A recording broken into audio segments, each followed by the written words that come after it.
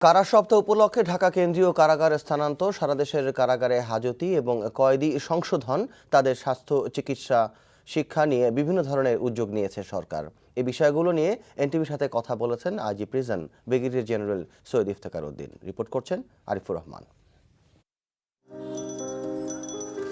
ঢাকা কেন্দ্রীয় কারাগার সহ সারা দেশের ৬৮টি কারাগারে মোট ধারণ ক্ষমতা ৩৪,৭৯৬ জন। বিপরীতে বর্তমানে ৭১,১০৫ জন আছে কারাগারগুলোতে।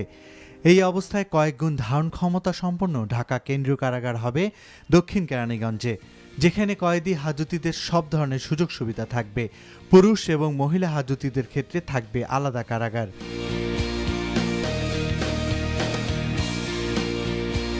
পুরাতন ঢাকাতে যে যানজট সবসময় আছে, রাস্তাঘাটগুলো অনেক সরু, সেগুলোকেও একটা স্থায়ী সমাধান দেওয়া দরকার।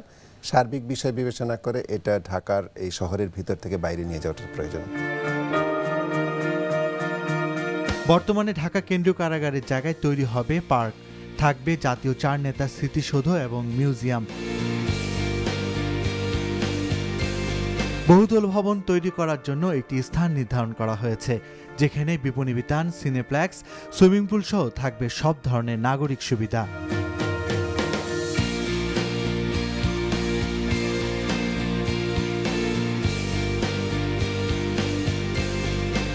কত মানুষ সময়ের জন্য বাচ্চা কাচ্চাদের নিয়ে দূরে যেতে পারে না, এখানে হলে এখানকার মানুষের সুবিধা হইব। বাচ্চাদের খেলাধুলার মাঠের অভাব ঢাকা শহরের জন্য ভালো হবে। 4 ভাগের 3 ভাগ সময় জাম থাকে, কয়েদি আনা নেওয়া করে। এই কারণে এইটা যদি চলে যায় তাহলে শুধু বিনোদনের জন্য লোক আসবে।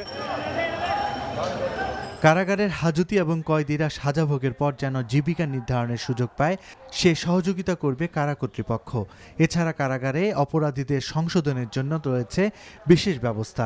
অপরাধ করছে কোনো একটা কারণে, হয় বাধ্য হয়ে, অথবা অভাবে পড়ে, অথবা কারো প্ররোচনায়। তো এই বিষয়গুলো যদি আমরা একটু ভালোভাবে বিবেচনা করি এবং সেখানে প্রতিকার করার চেষ্টা করি, কারণ অনেকে ভিতরে যে হতাশাগ্রস্ত হয়ে যাচ্ছেন, বাইরে এসে যদি সেই হতাশাটা তার থেকে যায় এবং তাকে যদি কেউ আবার ইউজ করে অপরাধ করার জন্য, যে সে যখন অভাবগ্রস্ত হয় তখন যদি বলে যে তুমি তো একবার জেল খেটেই আসছো, তো অসুবিধা কি, তুমি তো জানোই, তো আরেকটা করো, এটার জন্য তাকে যদি লোভ দেখায় এবং লোক দেখে পুনঃ অপরাধ করতে প্ররোচনা করে, সেই ক্ষেত্রগুলো আমাদেরকে বিশেষভাবে নজর দিতে হবে। Arifur Rahman, NTV news, Dhaka.